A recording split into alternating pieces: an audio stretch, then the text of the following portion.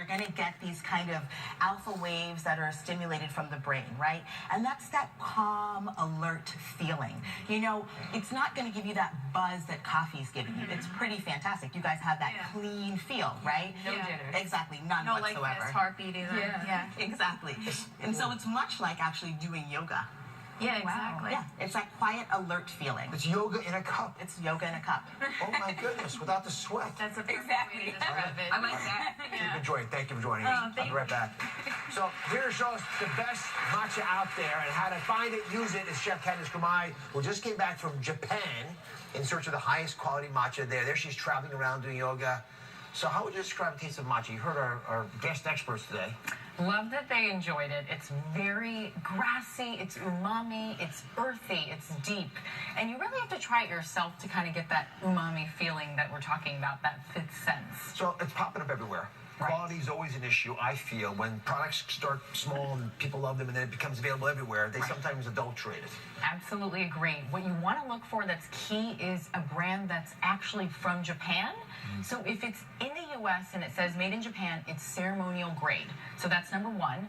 Number two, you want to look for a bright green color.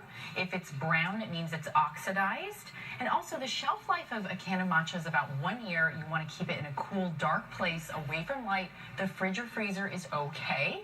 And also if you look for an organic brand, that's actually going to be full of nutrients. They're going to get the most antioxidants and the most vitamins that way. Best stores to buy it, or does everyone have it now? Well, right now, most health food stores will carry it. Mainstream stores might have the ready-to-drink matcha. So this one you just open and pour straight away. The powder we're going to make soon is a little more traditional. And you want this color, because sometimes you'll see that it's brown. You want the top, this sort of bright green, fluorescent green almost. Right. All right, up next, the easy trick to making matcha at home, plus the anti-aging matcha mask that will leave your skin glowing like Candice is here.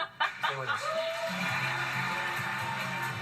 Next, use matcha to beautify from the inside out. Froth it up. Come on, Nana. You gotta work it. We have your DIY face mask for flawless skin. Look how my skin glows. Plus, the soothing bath bomb to soak your stress away. It's a beautiful thing. Hot thing, a matcha is an ancient tea that's now being looked into for anti-aging benefits, keep your body younger, inside and out. Chef Candice Gumai is here. She actually just got back from hunting the world's best matcha. She tracked it down. It's actually a family tradition for you. Absolutely. It's actually from the monks in Asia, and it was a calming way for everyone to relax and kind of chill and enjoy company together. So this is actually true. The samurais would take a break. They'd put their swords outside the door, sit down, have a cup of matcha. It would keep them focused, alert, really chill at the same time. And, you know, my family, has this tradition that's 1 foot in, 1 foot out. Being half Japanese, half American, we love our westernization. And as my mom says, you know, Candice, we welcome new culture all the time. So we are very open, but we like tradition too. So I have to keep this balance, but I love sharing that with you because that is part of my heritage, deep-rooted Japanese heritage, and we want to stay traditional if we can and at least share that. So part of the reason that I learned about matcha tea is, you know, I look at anti-aging tickets from around the world because you can learn about aging in test tubes, but if you really want to understand them, look at people who live a long time. Right. And the southernmost island of Japan, Okinawa, is one of the blue zones. I don't know if you all know what blue zones are, but folks say that blue zones are where people can live to age 100 4 times more commonly than, for example, if they lived in the United States. And when these demographers, experts, look at these areas, they can say, okay, what do they do differently? And one of the things they do differently is to have this matcha tea. They have traditions that they use day in and day out. And I love the fact that things like matcha tea can become part of that. We in our culture have to do the same thing. In fact, our partners at ShareCare are bringing these blue zone areas into different parts of America because we can do it. But it's hard to do by yourself. That's why this matcha tea ceremony and others like it that we talk about in the show are so valuable because you get your friends using these things, then you all begin to have your own version of a behavior that happens to be healthy. You do it because it's fun, you're with your family and all, but it just also happens to let you live a lot longer. So explain to me how you might make matcha tea in your family. Right. This is the traditional way. I brought my grandmother's cups for you from Japan. You're kidding. No, these are actually hers. I better not break this. And her chasen. Chasen. Chasen is a bamboo whisk, so you could grab one of these. They're handmade in Japan. What you first want to do, Dr. Oz, put your matcha straight in. Remember, it's ceremonial grade. Grab your chasen, We're breaking up any clumps in here now. You can also use a matcha whisk.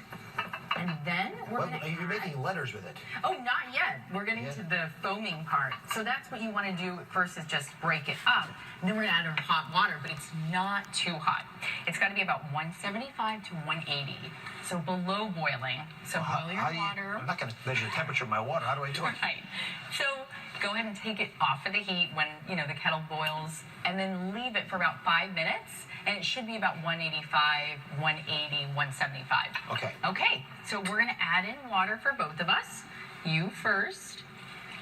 That's because probably the tradition, I guess. Absolutely. You always want to fill other people's cups. That's actually, it feels good to serve, right? Yes. Japanese people are all about service. So what we're going to do now is work the bottom first, and you're going to do an M and an N motion. I didn't think I'd be making this in heels. Yes. So my mom would say, Candice, this is not the traditional way in heels. But I know I can do it. I was like, I'm going to do this. Oh, yours is frothy much more than mine. So froth it up. Come on, Mehmet. You got to do it. You got to work it. It's the flick of the wrist. Oh, you up and down. I see this now. So M and N motion. All right. So we got it like that. Now, how long do you froth it for? All right. So you want to go until you get a beautiful layer of tiny, beautiful bubbles. So this is matcha tea. This is the Turkish version of matcha tea. Non-frothy. We're multicultural here, people. All right, so you hold both sides here and go ahead and take a beautiful smell and a sip. It's very earthy. What do you think? That's how it needs to be made. Oishi. Don't show your mom. Candace said her ancestors used this to prevent aging on the outside of the body as well, not just on the inside. So how do antioxidants help on the outside? I love it. This, again, is so much fun. I love making beauty products out of matcha. So what we've got here is a face mask for you guys. You're going to get antioxidant properties, and you're also going to get anti-inflammatory properties. Matcha can help with acne, and I have problematic skin, so this has worked wonders. And it can also help to soothe and calm your skin. So I looked up the acne stuff. Yes. I actually found a paper that it has pictures of people with pretty significant acne, and then it just got a lot better when they were using, I guess it's the ECGC, the chemical compounds in the matcha tea. Right, the antioxidants. Unbelievable. I can't believe it either, but I'm telling you, after a while of eating better like my ancestors did, I found it to clear my skin as well. So matcha tea, honey. Yogurt. Put it all together, and I'll just do a little paint here on you. You can feel the antioxidant powers almost. And when you're only putting 3 ingredients on your face, it's incredible to be able to make something at home. Look how my skin glows. Ignore the hair, but see how the rest of it glows without the hair on there? See? Like that. All right. They can't see for good reason. All right. This is the one that I want to talk about really the most. This is a bath bomb. Now, I've been big, on Epsom salts, right? We've had those, my buddies at Teal's, our sponsor partners have been on. I'm big on Epsom salts because we use them in my home all the time. Right. But you have a whole different way of making them. Well, we wanted to keep it, again, traditional, but a little bit different. So we're going to make a homemade bath bomb by combining some coconut oil, a little cornstarch, some lavender oil to give you that essence. And these are like our fizzing agents. You want to add baking soda plus a little lemon. And your Epsom salt, like you said, can do wonders. Combine them together, put them into a tiny ball, and put them into cupcake liners, and they'll harden after about a day. And these make good homemade treats, too, for friends during holidays, birthdays, parties. Do you eat? No. You want to serve these at a party? I eat these things. I mean, if What kind of host are you? If you're They're having having things in Japan? Oh, it's terrible. if you're having a baby shower or something, just hand them out. Your friends are going to love these. Or just do it for you at the end of the, end of the long day. All right, so you take your bomb here. You take your bomb, and then you're going to go ahead and break it up into the bath. Oh, thank you. All right. And we're going to watch it magically turn the water green.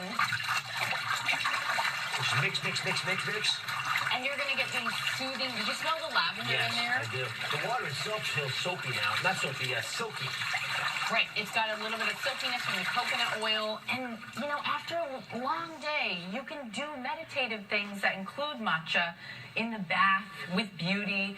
What I love about it is it's almost like a whole new world that people have not tapped into yet. But my ancestors have been enjoying matcha for almost 800 years. So it's a beautiful thing. Something's right about it. Thank you very much. All right, up next, the ultimate guide to matcha includes the must-try matcha recipes that you're going to adore. Stay with us. drinking matcha. Now it's time for the mouth-watering matcha recipes you want to try out right now. You can cook them as we speak. Chef Candice Kamai is back. So the best way to use matcha in the kitchen is? So many ways. It's so versatile, that umami flavor. You could go sweet or savory. One of my favorite ways to start the day is a matcha smoothie. Which is made with? So this has got coconut milk, banana, some coconut shavings, Oh, my God. a little spinach. Oh, this is really good. Right? A good start to your day. And again, you're going to get that chill, calm, focused feeling. And you're also going to get a little bit of caffeine, but it's going to keep you going instead of a jolt. With a cool version of matcha, I like it because it comes down to those crazy flavors in your mouth. Isn't it nice? Yeah. I love it. So you mentioned savory and sweet. Sweet's Right. what we're seeing a lot of, but savory dishes work. This is a matcha-crusted cod, and this seems pretty simple to make. You only got 3 ingredients. Right. This is super easy. Love that these are simple ingredients. We're going to put pistachios in here. We're going to add our matcha, of course. So this is a little bit of that bright green color that we're looking for. Sea salt, really easy. Everyone's got it. And then we're going to just blend this up. And what we're making here is what we call a crust. So it's going to come out like this. And we're going to take our fillets. You're just going to get some coconut oil. You can also do an olive oil. And I'm going to hand one of you these as well. Here we go. And we coat one side. The non-oil Non-stick spray. We can do either or. And then we're just going to dip it. like a chef would. I feel professional. You got to use the vibes. Yes. You got the matcha I missed the vibes. part. Okay. Fabulous. And then leave that part up. There you go. I guess if you heat the matcha, you probably lose a lot of the benefits. Well, Right. the thing is, you're right. Anytime you do add heat to it, you might lose some benefits. But that's why at the end, when you're done cooking this off, you're going to put it into an oven. Well, this is 10 minutes. How long do you cook it like I would that? say leave it on here, you're right, for about 10 minutes or so would be perfect. And then to finish off the fish as a whole, make sure you have a safe pan, not a plastic handle. Put it into an oven. Yeah. I know, that would be not fun. When you take them out, they're going to look like this. So they're crusted, they're beautiful, and you're going to have to put them on top of a bed of soba noodles, like so, with a little broth. So this my is goodness. very Japanese. Look how pretty these are. I'm going to give you your extra hit of matcha, Mehmet, because you Oh, a deserve it. sprinkler. There you go, just a dust You're of taking matcha. green to a whole new level. You know. Oh my goodness. You know, it's so decadent looking, but it's so darn easy to make. It is, right? I love that. I love that. And the fish and the matcha work well together. Beautiful, right? It makes sense they should be together. All right, now, this, however, is a classic take, rather a Candice take on a classic, healthier and green cookie. This is a spin that most people don't think of. So take a look at this. All right, so this is going to be your typical chocolate chip cookie, which I'm obsessed with. I have these every week with the team. We just added a hit of matcha to the cookie recipe. So it's oatmeal. Is that right? It is. Yeah. It's an oatmeal banana chocolate chip cookie with a hit of matcha. Oh my God. Right? Orgasmic. We better take this to the audience. Wow. Oh, I'd love to. Our job is to come over to you guys. These matcha recipes are all going to be on DrOz.com. You can find more great matcha dishes in Candice's book. It's fantastic, called Clean Green Eats. You'll enjoy it. Audience, please test it. See what you think. You happy with these? I'm already about it. Be right back. Thank you so much. Hey, Dr. Oz, it's Layla. I want to share my plant-based recipe with you. I call these my raw energy boosting power bites. They're really easy to make. So we're going to start with almonds and cashews, dates, coconut flakes, coconut oil, a dash of cinnamon, vanilla extract, and lemon juice. Then we're going to put this in the food processor and just let it go.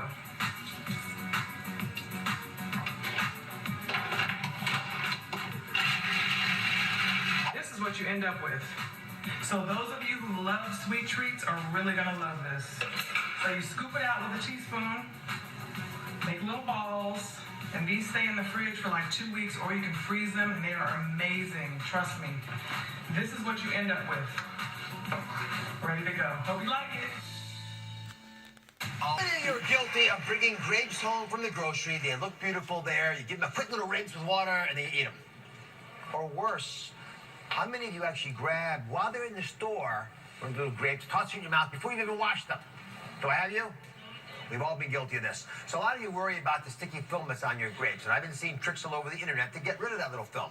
One of them caught my eye, and it's right in your pantry. It is cornstarch. Now, I'm going to warn you, it doesn't get rid of the germs and everything else, but it gets rid of the unpleasant film that everyone worries about, maybe some of the dirt. So, step one, simple. You put your grapes in a bowl. The bowl should barely cover the grapes. A tablespoon of starch, and mix it up in there, and then with the grapes, you sort of bathe them. Think of it like an Epsom salt bath for your grapes, right? And then, after you've literally massaged them a tiny bit, you drain it off into a colander. I don't want you to eat the cornstarch, so just turn on your sink, wash them real quick, and they're ready to eat. Beautiful. Bonus tip is, no cornstarch, not a big deal. Baking soda works the same. And here's the thing, cornstarch or baking soda acts as an exfoliator, like it would on your skin. Gets into nooks and crannies and moves all that little waxy film. That's why this trick gives them that beautiful little shiny appearance every single time. Get creative. Test it on your favorite fruit. Thank you all for joining me today. And Merry everybody, happy and healthy starts at home.